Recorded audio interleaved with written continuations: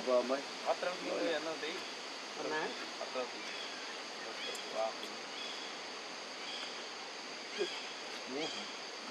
nó là lực tại cho dương hôm nay này lên cho bị thắng bay rồi ra. hai lên Lẽ là chúng bắt cờ cho thắng đi đây rồi đi đòn kia này mày đòn mình Mana? Mana? nào cho ba đây rồi nó đá rô múc luôn thôi đá rô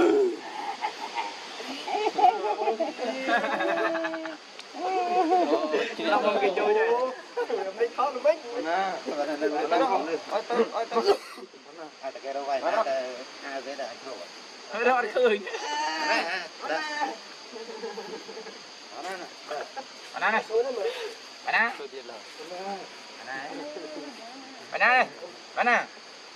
Anh này, đừng lít ha. bạn này với bà đây này điên bạn nào cái này là hàn này bạn ơi bà nhục mất đây lúp lên tụi anh làm vui ra đây tôi chết mình ai tí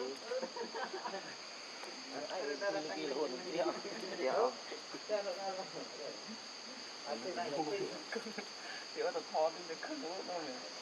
nó được khởi Nó lập đi cho họ mà nó được khởi năm phọ lâu qua. bạn lập tết về từ cái trăm bà nó từ khơi từ khấn ta rôn na đâu này đó đó này đó bị từ cái vai đòn này chim đó này đó nó cái này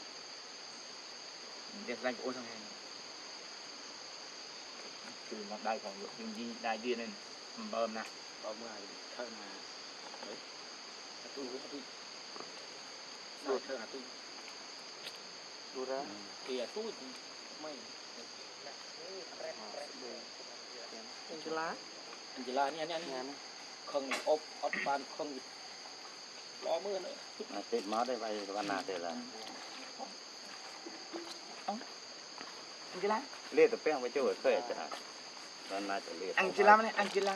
Ốp như thì không mua màu. bạn tất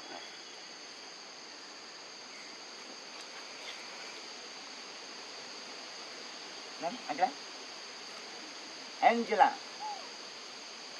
Angela ơi Angela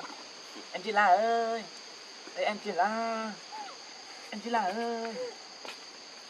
anh này lực có dư đây Angela ơi nhắm tôi nhắm ok Angela ơi đây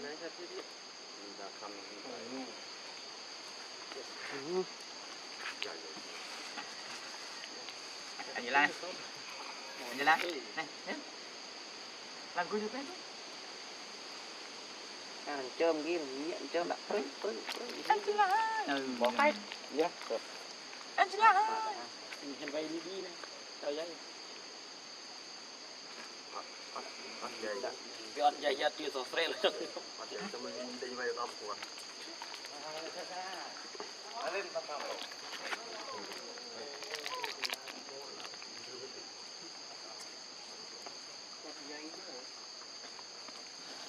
một trường tôi trôi xuống rồi một trường tây như này tao bắt trong lúc cạn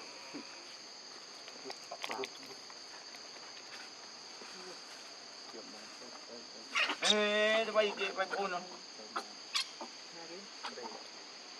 đại giờ bị liên đại việc lấp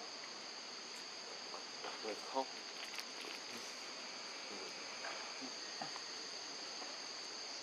gì không rồng được hôm tôi chứ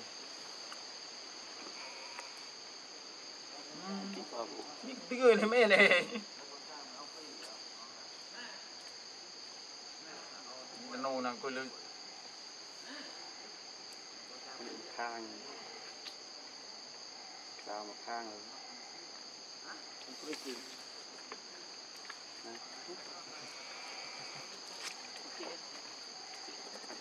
đi đi rồi đặt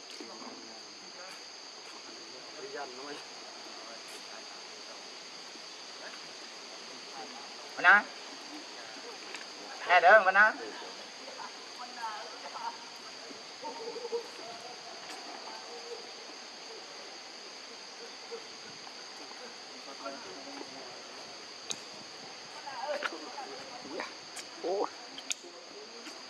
Angela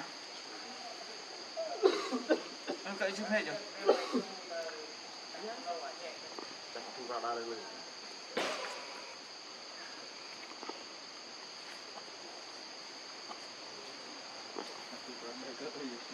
là bắt đầu mới thay khiêu này bạn lọp từ tim mùi cái này rồi Việt Nam cắt chính như bây giờ lịch sử con thằng này dây luôn kì đâu đòn này đòn đòn đâu đòn Angela ơi Angela không phải Angela là gì mưa mượt đó mình kêu Angela là Angela terang vậy mình chém đi đâu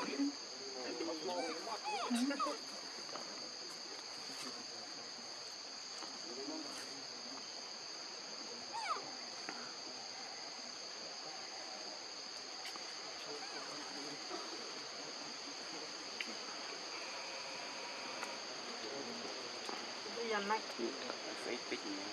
một ăn mình nó con xin là tôi si khlang chừng Jimmy thì đi Jimmy si mas Angela thế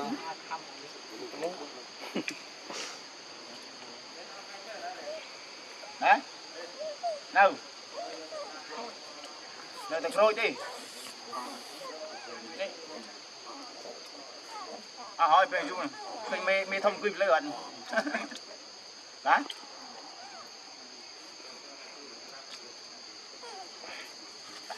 From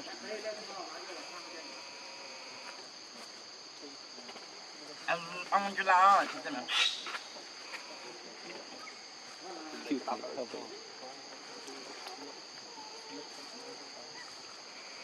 cho cái căn mà cho con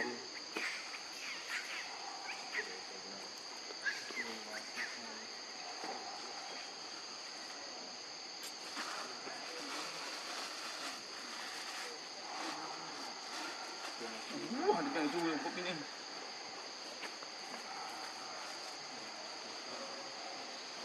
đây thì nào vậy này gom cái mỏ gom